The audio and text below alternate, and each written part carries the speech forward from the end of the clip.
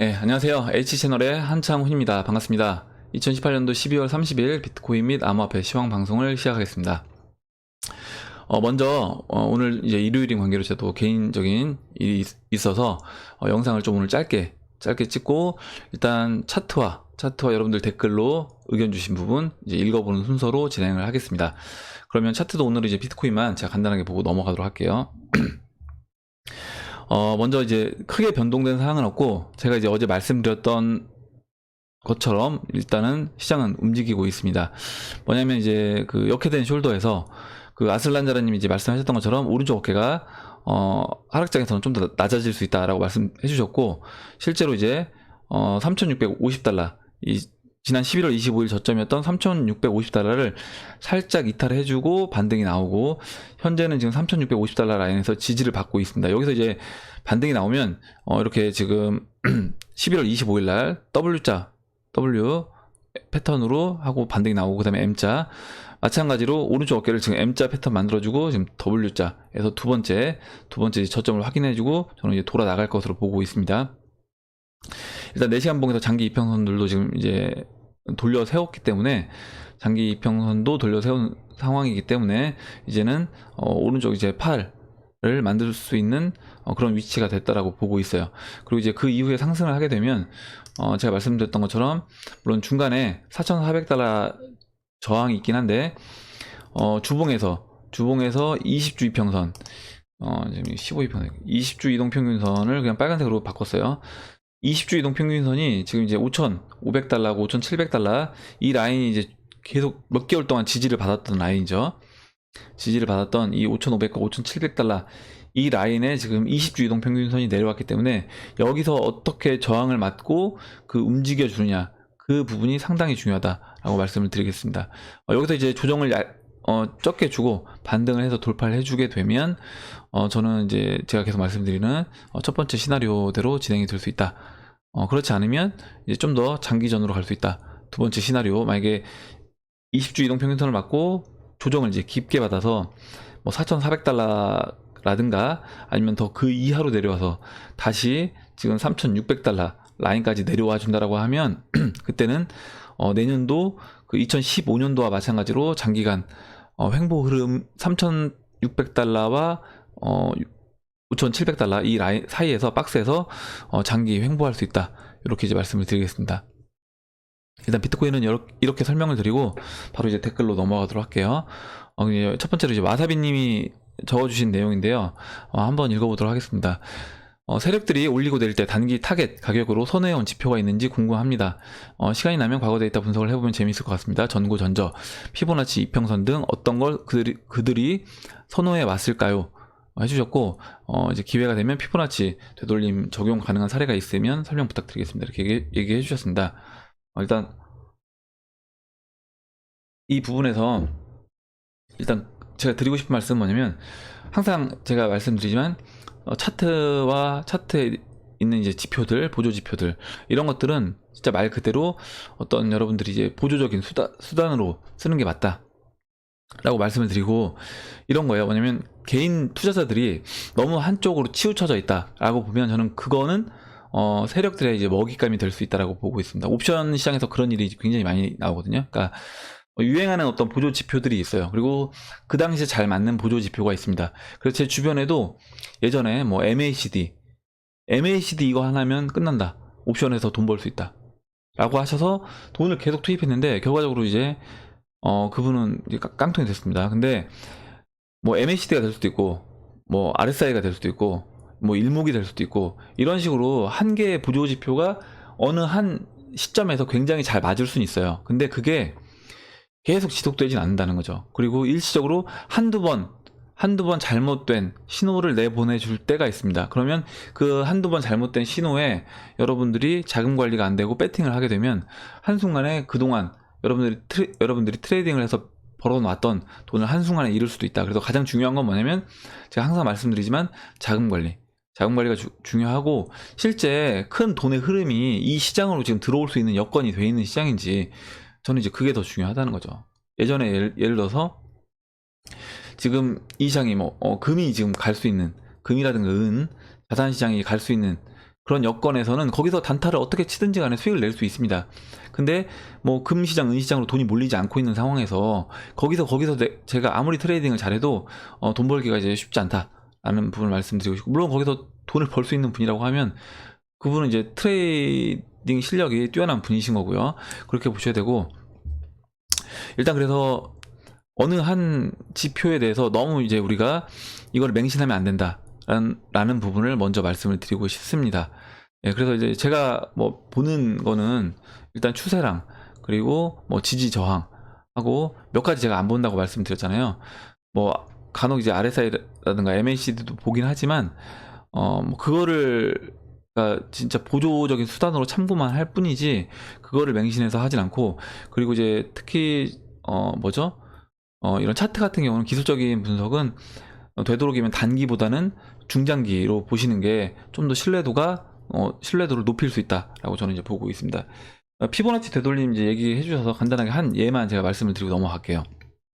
저는 이 피보나치 되돌림도 저도 이제 한때는 와 이거 되게 잘 맞는다라고 생각을 했는데, 결국에 제가 봤을 땐 지지와 저항이다. 일단 피보나치 되돌림 차트를 이렇게 설정을 합니다. 저점과 고점을 있게끔 설정을 해놓고 보시면 이 피보나치 되돌림에서 보여주는 수치가 있어요. 뭐 0.382, 0.618, 뭐 0.236 이렇게 있는데, 이 수치는 그 피보나치 수열에서 뭐 0, 1, 1, 그 다음에 이제 2, 3 이렇게 이제 그 전수 두 개를 더한 게 이제 피보나치 수열이잖아요. 그 피보나치 수열 앞수를 그 전수로 나눴을 때 그 수치가 이제 커지면 커질수록 이 0.618에 근접한다라고 해서 이제 피보나치 되돌림이라고 하는데, 실제 뭐 그거는 이제 차트를 보시는 분들 그 내용은 뭐 중요한 건 아니고요. 일단 차트를 봤을 때 보시면 이렇게 지금 조정이 고점을 치고, 이거 지금 4시간 봉입니다. 비트코인 4시간 봉. 4시간 봉에서 고점을 찍어주고 이렇게 조정을 거칠 때 현재 보시면 이 0.618, 61.8% 조정을 받고 지금 반등이 나왔어요. 반등이 나왔습니다. 반등이 나왔고, 그 전에 보시면 이 50% 반 조정받고 여기서 횡보를 했었죠. 그러다 이제 깨지면서 61.8%까지 0.618까지 조정을 받았습니다.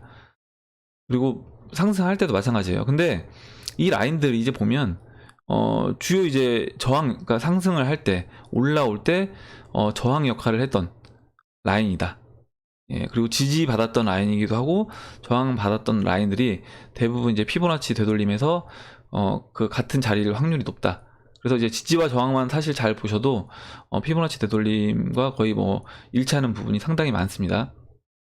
그리고 지금 보시면 이제 비트코인이 2015년 저점을 찍어주고 2만 달러까지 상승해주고 지금 조정을 받았는데 85% 조정을 받았어요. 그래서 결과적으로 또 만약에 피보나치 되돌림으로 이 비트코인 전체 2015년도 저점부터 2017년도 말 고점까지 해서 되돌림을 계산해서 그때 내가 이걸 너무 확신해서 뭐 풀로 배팅한다거나 이렇게 됐으면 당연히 손실을 많이 볼 수밖에 없습니다.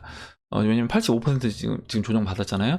그래서 결과적으로 제가 드리고 싶은 말씀은 뭐냐면, 우리가 이런 부분에서 일정 부분 참고만 할 뿐이고 이거를 한두 번 맞는 부분이 있고 한데 이거를 이제 맹신할 필요는 없다. 예, 맹신할 필요는 없고 그냥 보조적인 수단으로 저는 쓰시면 되겠다. 피보나치 되돌림도요.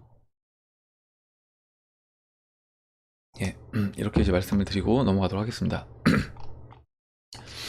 다음에 이제 송기봉님 이제 써주셨는데 일단 읽어볼게요. 첫 번째, 학습의 효과. 지난번 금리와 관련해 질문했던 부분인데, 이번에는 10년 만기 채무 상환이 0 이하로 가기 전에 폭락이 올 것으로 추정된다. 그래서 그 채권 제가 이제 여쭤봤어요. 이 채무 상환 0 이하로 가기 전 폭락이 온다는 게 어떤 의미인지 그랬더니 그러니까 채권 수익률이 0으로 가기 전에 폭락이 올 거다라는 의미라고 얘기를 해주셨어요. 그래서 위 문제로 이제 2020년까지 무너지지 않는다는 견해가 많았으나 이번엔 상단에서 침체할 위험성이 높다라고 보고 계신 거예요. 그러니까 이거죠. 채권 가격이라는 게 결국에 채권 수익률이 있습니다. 어느 정도 채권 수익률이 보존이 돼야지 채권도 매수자가 존재하는 거예요. 채권 가격이 만약에 채권에 내가 투자를 했는데 아무 기대 수익이 없다 라고 하면 투자할 사람이 아무도 없고 그 채권에 대한 매수는 아무도 안 할 겁니다. 그렇게 되면 그거 자체가 저는 어떤 달러에 대한 신뢰가 저는 깨지는 거다라고 보고 있습니다. 이미 채권을 샀는데 그거에 대해서 이자를 하나도 지급해주지 않는다는 것 자체가 그 화폐는 어떻게 보면 화폐로서의 가치가 거의 이제 상실이 돼가고 있는 거다라고 보는 거죠. 결과적으로 베네수엘라 같은 경우는 마찬가지예요. 베네수엘라에서 어떤 뭐 국채를 발행했는데 그 국채를 사줄 사람이 아무도 없기 때문에 그러니까 외국 자본이라든가 사줄 사람이 없기 때문에 그 베네수엘라가 결국 자신들이 중앙은행에서 돈을 찍어내서 그걸로 자신들의 주식시장이라든가 아니면 부동산을 매입을 하는 겁니다. 그렇게 되니까 결과적으로 이제 이거는 아무도 이 채권을 사는 사람이 없다라는 거는 이거는 이제 화폐 가치가 없다 라고 생각을 하고 그때부터는 어떻게 보면 하이퍼 인플레이션으로 넘어가는 거죠. 그렇게 이제 보시면 될 것 같습니다. 그리고 두 번째 이제 얘기를 해주셨는데 달러가 95% 훼손된 상태이고 2008년 양적 완화량이 전체 발행량의 4배수로 알고 있다. 제가 이거는 계속 보여드렸죠. 그러니까 양적 완화를 3차례 했는데 그게 미국 달러 이제까지 발행된 총량의 4배를 발행해서 그때 경기 침체를 극복을 한 거예요. 2008년을. 그냥 단순하게 금리 뭐 인하만 해서 극복된 게 아니라 달러 발행량, 역사적으로 발행된 양의 4배를 이제 풀어서 경기를 부양한 겁니다. 근데 이번에 이제 위기가 오면 보세요. 4배를 풀어서 그게 자산으로 지금 들어가 있는 상태예요. 자산이 버블이 됐죠. 이 상태에서 침체가 다시 왔을 때는 이거는 이제 제가 봐도 뭐냐면 네트워크 효과에 의해서 4배를 다시 풀어서는 회복이 안 된다. 그러면 결국에 16배를 풀어야지 현실적으로 다시 이 위기를 극복할 수가 있는데 이제까지 발행된 달러에 16배를 푼다라고 하면 이 달러가 가치가 있는 돈이냐는 거죠. 저는 그때는 이 돈은 가치가 없는 돈이다 라고 보고 있습니다. 그래서 이번에 이렇게 얘기하시는 분들이 있어요. 뭐냐면 2008년에도 돈 풀어서 그 경기 침체 상황을 극복했으니까 이번도 마찬가지로 그렇게 돈 풀어서 극복할 수 있다라고 얘기하시는 분들이 있는데 그거는 저는 어떤 2008년도 그때 돈이 얼마큼 풀려서 이 경기 침체를 극복했는지에 대해서 정확하게 저는 이해를 못하고 계시는 것 같다라고 말씀을 드리고 결과적으로 이번 위기는 그러니까 그때 그 당시의 위기보다 훨씬 더 파괴력이 어떻게 보면 큰 위기 상태다. 왜냐면 빚의 양이 그만큼 늘어난 거예요. 미국도 마찬가지고 중국도 그 2008년도 때보다 지금 빚의 양이 엄청 많이 늘어났습니다. 그렇기 때문에 이번에 이제 위기가 오는 위기는 저는 2008년도보다 훨씬 큰 위기로 보고 제가 그래서 계속 100년 만에 어떻게 보면 90년 만에 다시 한번 오는 그런 경제 대공황과 같은 위기로 이제 보고 있는 겁니다. 셋째, 국채 및 회사채 폭락 가능성 매수 주체 증발. 아까 제가 말씀드렸던 부분하고 이제 일맥상통하는 거고 제가 지난번에 뉴스를 말씀드릴 때 그 유로존에서 양적 완화 이제 종료됐다고 말씀드렸어요. 그래서 결과적으로 그 미국채랑 회사채를 받아줬던 게 유로존이 이제 금리가 거의 뭐 마이너스 금리까지 갔었기 때문에 결국 이 유로존 돈이 그 미국채와 회사채를 50% 이렇게 수요 역할을 해줬던 건데 결국 이제 이걸 받아줄 사람들이 없어졌다. 그리고 중국은 이제 미국채를 가장 많이 갖고 있는 나라예요. 중국이 미국채를 많이 갖고 있고 그다음에 일본입니다. 근데 중국도 바보가 아니에요. 미국채가 떨어지는 거 국채 가격이 지금 떨어질 걸 알고 있어요.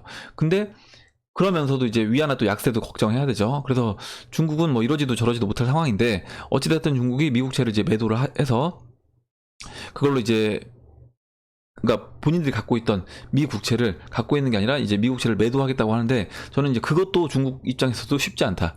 일단 갖고 있는 거를 들고 있어야 되는 저는 상황으로 보고 있습니다. 이렇게 됐고 그래서 이제 법인세 제가 이제 이 영상에서 말씀드렸던 법인세 인하로 인해서 잉여금으로 자사주를 계속 샀다. 이제 이게 12월 5일 날 시스템이 이제 종료가 된 걸로 알고 계시대요. 그래서 거의 잉여금을 상진했고 오히려 그 잉여금으로 샀던 자사주가 손실로 이제 작용되면서 오히려 역효과를 불러일으킬 거다라고 보고 있습니다. 그리고 이제 미국 원유 시장 최대 생산이나 각종 국가 혜택, 투기자본 셰일가스 업체 풀려서 돈 빼먹기 전 이 셰일가스 업체가 부실덩어리로 보이는데 이 부분에 대해서는 뭐 잘 모르시겠다 이렇게 얘기를 해주셨어요. 아마 셰일가스 부분은 제가 지난번에 이제 말씀드렸던 미국이 이제 그 어제 이제 영상에서 말씀드렸던 부분으로 대체가 될 것 같은데, 미국이 결국에 어떤 이런 셰일가스라든가 아니면 이제 그 석유 생산량을 늘림으로써 저는 다음 올 미중 무역 전쟁을 좀 준비를 혹시나 그쪽에서 있을 부분을 준비를 하고 있고, 어제 이제 말씀드렸던 것처럼 그 유전에서 나오는 양 자체가 이제 충분히 많아졌기 때문에 인류가 이제까지 썼던 양, 뭐 100년 동안 썼던 양을 대체할 정도 이제 양이 나오기 때문에 이제는 우리가 충분히 우리 걸 써도 되겠다라고 하는 부분도 있는 거예요. 그리고 기술이 그만큼 또 발전된 것도 있고요. 예, 그렇게 이제 보고 넘어가도록 하겠습니다. 다음 내용을 볼게요. 다음 내용은 이제 빠삐용님이 써주셨는데 각국의 화폐 가치는 95% 이하 절하됐고 금리 인상이 이제 불가피한 상황이다. 그래서 이제 현재 화폐 시스템은 기능 상실했기 때문에 암호화폐로 이제 대체한다. 하지만 막대한 양적 완화로 인한 금융 시스템 기능 상실이 암호화폐로의 이전이 답인가라는 것은 잘 이해가 되지 않습니다. 만약 현재 지구, 이 부분은 정확하게 이해를 못하겠는데, 현재 지구 오염 심각한 상황에서 100년 동안 빙하기가 되어 모든 것이 리셋되어야 다시 질서를 찾을 수 있는 것 같은데, 암호화폐로 이전은 기존의 자본을 더 큰 그릇인 암호화폐로 이전을 했을 뿐 시스템은 그대로인 것 같아 현재 위기 상황이 근본적으로 해결될 수 있을지 잘 이해가 되지 않습니다. 제가 산업혁명이 어떤 방식으로 이제 진행이 되었는지 이해를 못해서 그럴 수도 있을 것 같습니다 라고 얘기를 해주셨는데, 일단 예전에 뭐 1, 2차 산업에서 3차 산업으로 넘어오고요. 그러니까 1차에서 2차, 2차에서 3차, 그리고 이제 3차 산업에서 지금 이제 4차 산업으로 넘어오는 과정인데, 그 과정에서 보면 항상 침체기가 있습니다. 그 이전 산업의 침체기, 그 이전 산업의 침체기가 있고, 그 다음에 새로운 산업의 어떤 부흥기가 이제 생기는 거죠. 그러면 그 이전 산업에서 일을 하고 있던 사람들은 직장을 잃게 되겠죠. 많은 사람들이, 상당수가 직장을 잃고, 그 다음에 대신 그 사람들이 뭐 2차 산업으로 넘어가면서 또 새로운 일자리를 찾는 거고요.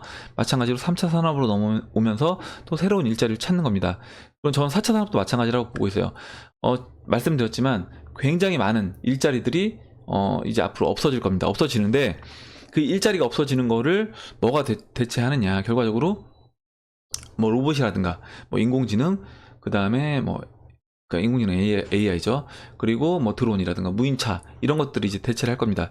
이런 것들이 이제 대체를 하게 되면 사람들이 어떻게 보면 그 마윈이 얼마 전에 이 얘기를 했었을 거예요. 이제 앞으로 주 5일이 아니라 주 3일만 근무해도 될 것이다. 그만큼 사람들은 일을 이제 많이 안 해도 될 거예요. 일을 많이 안 해도 내가 그럼 일 안 하고 나머지 부분은 어떻게 충당하느냐? 내가 하는 활동으로서 이제 충당이 되는 겁니다. 내가 하는 모든 활동, 내가 만들어내는 모든 데이터가 저는 수익원이 될 거다. 그게 이제 돈이 될 거다라고 이제 보고 있는 거죠. 그 부분에서 어떻게 보면 이제 블록체인 기술이 전 들어와야 된다라고 보고 있는 거고, 결국에 어떤 내 의료 정보라든가 내가 뭐 인터넷상에서 어디에서 뭐 이렇게 하는 활동들, 뭐 글을 쓴다거나 아니면 댓글을 단다거나 하는 모든 활동들이 저는 다 돈으로 바뀌어서 이제 계산이 될 거라고 보고 있습니다. 그럼으로써 어떻게 보면 일정 부분 대체가 되는 거고요. 그리고 자산은 이제 침체기라는 게 결국에 이제 금리 인상을 통해서 기존에 있는 돈이 회수가 되는 과정에서 결과적으로 일정 부분 침체가 올 수밖에 없는 겁니다. 기존 산업도 이제 재편돼야 되는 거고요. 침체가 오고, 그 침체 상황에서 다시 우리가 성장하기 위해서는 뭐냐면 이전에 풀렸던 돈의 양보다 어떻게 보면 더 많은 돈의 양이 풀려야지만이 우리가 이제 성장됐다라고 느껴지는 거예요. 왜냐면 그렇지 않으면 우리는 계속 돈을 쓰지 않고 그런 거죠. 물건값이 오히려 떨어진다. 그러니까 돈이 귀하게 되면 디플레이션이 올 수밖에 없는 겁니다. 그렇기 때문에 결과적으로는 그 전보다 더 많은 돈이 이제 돌아야 된다. 돌아야지 그 침체 국면을 극복할 수 있는데, 결국에 그 더 많은 돈이 이제 돌기 위해서는 이전처럼 근본위에서 근본위를 없애면서 달러의 가치를 한 방에 40% 깎아내리면서 어떻게 보면 돈을 풀어서 그걸로 이제 경기를 끌어올렸었는데, 1929년도에는 지금은 그렇지 않다라는 거죠. 지금은 방법이 이제 근본위로 돌아갈 수도 없는 상황이고, 결과적으로는 이제 암호화폐가 저는 그래서 대체될 수밖에 없다. 그게 아니라고 하면 결국 다른 돈을 찍어내야 되는데, 지금 종이돈을 계속 없애는 추세예요. 낭비라는 거죠. 종이돈은 자원 낭비입니다. 어차피 뭐 QR코드라든가 이런 디지털 화폐로 다 대체해서 가능한데 굳이 돈을 찍어낼 필요가 없기 때문에 그 디지털 화폐로 그 전환되는 과정에서 이제 블록체인이 시기적절하게 딱 나왔다라고 보고 있습니다. 예, 이렇게 해서 이제 답변을 드리고, 다음에 무진님이 글을 써주셨는데요. 비트코인은 실용성이 사실상 없음에도 코인의 상징성 때문에 보유하고 투자하는 거라면 일부 스캠성이 짙은 코인도 포장을 예쁘게 해서 사람들을 끌어모아 가격 및 시총을 올려서 대형 알트코인으로 자리매김한다면 그것만으로도 투자할 가치가 있는가요? 선생님은 언제나 보수적으로 접근하시는데 완전 쓰레기 스캠 말고도 시총 상위 종목에서 고평가 및 거품이 있지만 네임밸류만으로 사람들이 투자하는 그런 코인이 있다고 생각하시는지요? 이렇게 이제 질문해 주셨습니다. 제 댓글을 달았는데 금은 일단 뭐 장식으로도 쓰잖아요. 장식으로 씁니다. 그리고 뭐 전자제품에도 일정 부분 사용하고 그리고 뭐 식용으로도 금을 쓰기도 합니다. 근데 달러는 어떤 실용적인 가치가 있나요? 달러 종이 돈 실용적인 가치가 없어요. 그냥 진짜 종이에다가 인쇄해서 우리가 거기에 100달러 가치 부여한 겁니다. 가치 부여한 거고 결국에 저는 비트코인도 마찬가지라고 봐요. 비트코인도 우리가 이제 가치 부여를 하고 그 가치를 믿는 사람들만 많으면 되는 거예요. 달러도 어떤 분이 얘기해 주셨어요. 이따가 이제 읽어드릴 건데 그 달러도 어떻게 보면 스캠인 겁니다. 달러도 그 세력들이 만들어낸 그 금융 세력이 만들어낸 스캠이에요. 일반 회사에서 어떻게 보면 민간 회사가 돈을 찍어내고 야 이거 믿고 써라 이렇게 얘기했는데 그걸 전 세계 인구가 쓰고 있으니까 우리가 그냥 이걸 믿고 쓰는 거지. 사실 달러도 어떻게 보면 스캠일 수 있는 거다. 달러도 스캠일 수 있는 거다. 그리고 그래서 이제 그렇게 본다라고 하면 물론 기술적인 부분도 중요한데 결과적으로 얼마나 많은 생태계가 만들어졌냐. 결과에 중요한 건 뭐냐면 그 코인에 관련된 뎁을 쓰는 사람들이라든가 아니면 그 코인을 실제적으로 돈 대신 사용하는 사람들, 뭐 비트코인 캐시가 될 수도 있고요. 뭐 스텔라가 될 수도 있고 리플이 될 수도 있습니다. 돈 대신 사용하는 사람들이 많아지면 그게 기술이 좀 뭐 뒤처진다고 하더라도 저는 그거는 돈으로서 가치를 인정받은 거다. 사실 달러를 제가 미국으로 보내려고 하고 아프리카로 보내려고 하면 지금 암호화폐보다 훨씬 많은 시간이 들 겁니다. 그렇기 때문에 기존 지금 우리 시스템에서 쓰고 있는 이 돈보다는 지금 이 암호화폐들이 훨씬 기술적으로는 발전되어 있는 거예요. 이미 발전되어 있는 거고 제가 봤을 땐 그래서 결국에 중요한 거는 기술보다도 그런 어떤 생태계가 얼마나 많이 구축되어 있고 유저가 얼마나 많이 확보되어 있느냐 이게 저는 가장 중요하다고 보고 있고 실제 지금 생태계 확보가 안 되고 유저가 이제 확보가 안 된 상태에서 개발진들도 뭐 지지분이하게 되면 나중에 그런 코인들은 저는 영원히 될 수 있다고 보고 있습니다. 그래서 어떤 분이 얘기를 해주셨대요. 뭐 제아이 고수님인데 이름은 밝히지 않으셨는데 에이다랑 이오스, 퀀텀, 네오가 이제 스캠이라고 더 이상 많은 분들이 피해를 보지 않았다고 얘기를 해주셨는데 뭐 그분은 이제 진정성을 믿기 때문에 적잖이 충격을 받으셨다고 했는데 제가 그래서 이제 그분이 어떤 분인지 한번 남겨달라고 얘기를 했습니다. 보시면 이거는 저는 가봐야지 한다라는 거죠. 지금 모르는 거예요. 뭐냐면 진짜 이오스가 나중에 뭐 아니면 퀀텀도 나중에 뎁이 나왔는데 그 뎁이 진짜 킬러 뎁이 돼서 수많은 사람이 써요. 그러면 그거 하나로 퀀텀은 살아날 수 있는 겁니다. 네오도 마찬가지고 에이다도 마찬가지고. 근데 이제 그렇지 않고 개발은 계속 하는데 생태계 구축하려고 계속 노력을 했지만 노력도 안 되고 그냥 거래소에서 그냥 투자 수단으로서 거래를 하는 사람들만 있어요. 그러면 그거는 어느 순간 가치가 오히려 영원으로 갈 수 있다. 그렇게 이제 보고 있습니다. 그래서 어떻게 보면 플랫폼 코인이라든가 유틸리티 코인보다 저는 그냥 이렇게 결제 관련된 코인들이 좀 더 이 결제 관련돼서 사용하는 사람들만 있으면 그건 좀 더 쓰일 수 있지 않을까 그렇게 보고 있어요. 그래서 그런 부분도 한번 우리가 생각을 해봐야 될 것 같습니다. 그리고 다음에 이제 황리플님이 이제 써주셨는데 황리플님이 지금 방송을 하고 계시대요. 유튜브 방송을 하고 계시고 그 시청자분들에게 지금 그러니까 저를 이제 추천을 많이 해주고 계신다고 해서 다시 한번 감사 말씀을 드리겠습니다. 그리고 리플과 비트코인 암호화폐 시장 글을 잘 써주셔서 제가 한번 읽어볼게요. 리플과 비트코인 암호화폐 시장의 건전한 코인들을 바라보고 계신 관점이 저와 매우 비슷하시네요. 저 역시 1929년 대공황 이후부터의 잠시만요. 이후부터의 약 50년간 수정자본주의 체제, 특히 1970년대 금태환 폐지와 5.17 쇼크로 인해 탄생한 신자유주의 금권경제의 몰락은 역사의 시기적 관점에서 그리고 보이는 여러 현상들에서도 발생하고 있다고 생각합니다. 훗날에 언젠가 알겠죠. 비트코인이 사기가 아니라 노아의 방주였다는 것을. 거품은 모두가 진짜라 믿을 때 터진다고 했죠. 저는 가장 강하고 단단하게 오랜 기간 동안 사람들에게 확신을 심어준 달러가 가장 큰 스캠이라고 생각합니다. 그것들의 말로를 잘 알고 있는 세계의 큰 손들은 이미 수십 년에 걸쳐 이를 준비해 왔겠죠.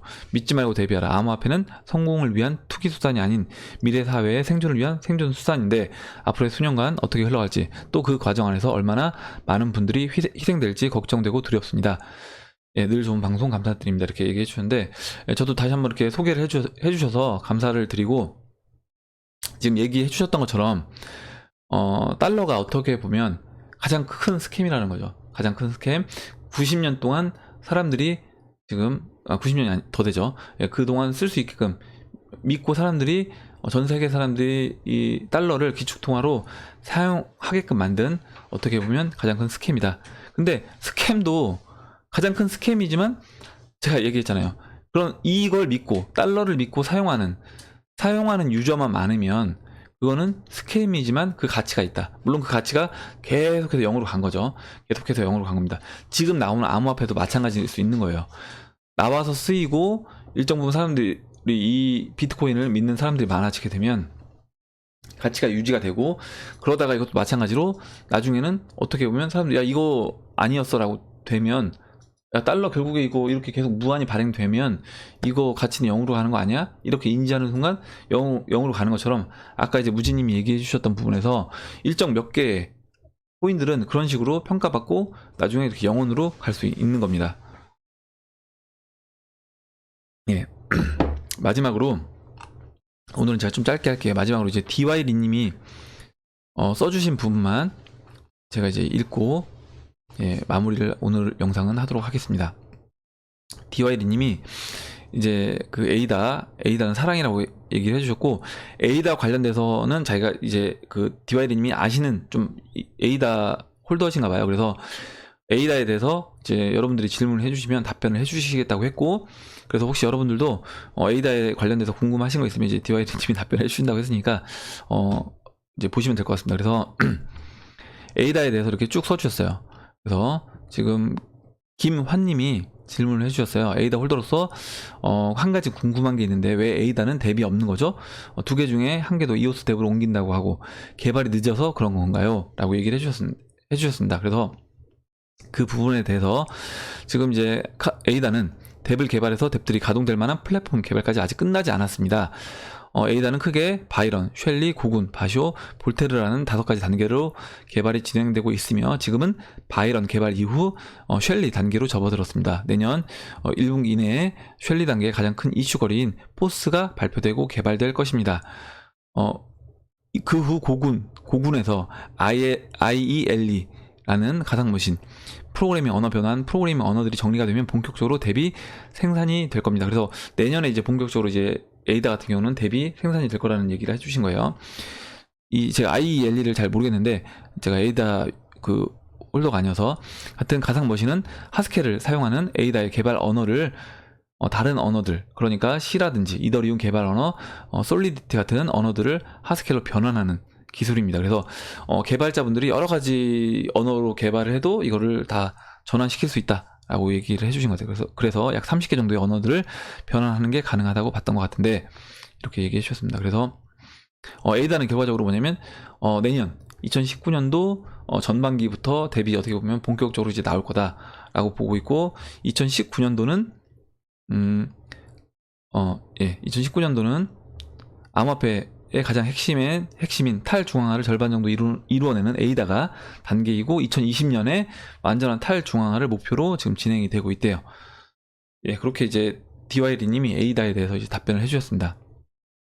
예, 오늘 이제 영상은 제가 여기까지 하고 일단 제가 여러분들한테 마지막으로 이제 당부 말씀드리고 싶은 것 중에 하나가 뭐냐면 혹시 이제 댓글을 다실 때 여러분들 자산, 그러니까 코인 뭐 몇 개 갖고 있다. 이거를 뭐 이게 자랑이 아니라 그냥 어떤 상담을 받고 싶어서 써주시는 분들이 있는데 일단 제가 개인적인 투자 포트폴리오에 대한 상담은 하지 않는다고 이제 말씀을 드렸어요. 그리고 그 부분에 대해서 제가 조언을 드린다고 하더라도 사실 조언을 드리는 게 쉽지 않습니다. 개인적인 포트폴리오를 다 얘기를 해주셔도 그렇게 되고 왜냐면 전체적으로 그 자산뿐만 아니라 다른 자산까지 다 봐야 되는 거예요.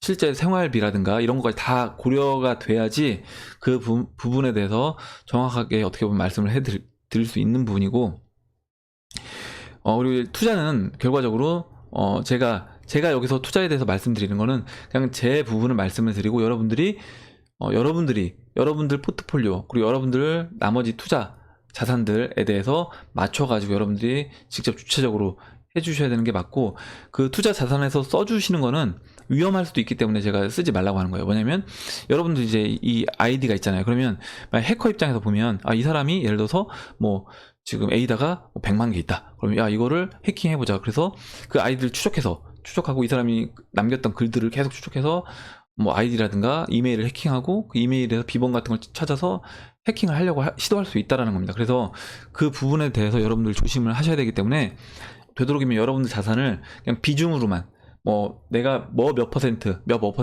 갖고 있다라고 얘기해 주시는 건 괜찮지만 그걸 숫자로 이제 표현해 주시는 거는 좀 조심하셔야 된다라고 이제 얘기를 해드리고 싶고, 그리고 투자에 대해서는 여러분들이 제가 이제 리딩이라든가 아니면 투자 상담, 투자 권유 목적으로 영상을 찍는 게 아니기 때문에 그냥 제가 제 생각을 말씀을 드리고 이 댓글이라든가 또 답글을 통해서 여러분들하고 이제 소통하면서 서로 이제 부족한 부분들을 채워나가는, 그래서 서로 성장해 나가는 방송을 만드는 게 제 목표이기 때문에 그렇게 이해를 해주시고 여러분들이 이제 글을 써주셨으면 좋겠습니다. 그래서 제가 어떤 분이 이거 어떤 것 같아요 이렇게 물어봐서 제가 좋아 보인다고 한다고 해서 이게 제가 매수 추천이 아니라 저는 그 코인을 하나도 안 갖고 있을 수 있는 거예요. 그렇기 때문에 매수 추천이 아니라 그 부분에 대해서 지금 상황에서 뭐 기술적으로 좋아 보인다, 아니면 이런 뭐 지금 하드포크가 있기 때문에 하드포크가 있으면 일정 부분 좋은 어떤 가격적으로 좋은 역할을 해줄 수 있다, 뭐 이 정도로 제가 말씀을 드리는 거니까 그 부분을 여러분들이 이제 이해를 해주시고 참고해서 투자를 하셨으면 좋겠습니다. 예, 그럼 이상으로 2018년도 12월 30일 비트코인 및 암호화폐 시황 방송을 주말 방송을 마치도록 하겠습니다. 여러분들 오늘 댓글로 의견과 질문, 정보 공유해 주신 분들에게 다시 한번 감사 말씀을 드리고, 오늘 또 나온 얘기에서 여러분들 궁금하신 거 있으시면 질문 그리고 의견, 정보 공유를 해주시면 제가 그 부분에 대해서 제가 아는 범위 내에서 답변을 드리고, 제가 답변 드리는 거 말고도 여러분들 아시면 지금 DY린처럼, 그리고 뭐 도리님도 그렇고 지금 또 뭐 박정구님도 그렇고, 이렇게 지금 여러 부분의 지금 전문가들, 저보다 훨씬 많이 깊이 있게 알고 계신 분들이 많이 계십니다. 그러니까 코인들에 대해서도요. 그래서 그런 분들이 이제 앞으로 답글을 지금 남겨주시고 계시니까 여러분들이 질문을 많이 해주시면 도움이 될 것 같습니다. 예, 그럼 이상으로 영상을 마치도록 하고요. 도움이 되셨다면 좋아요, 구독 버튼 그리고 알림정 버튼을 눌러주세요. 감사합니다.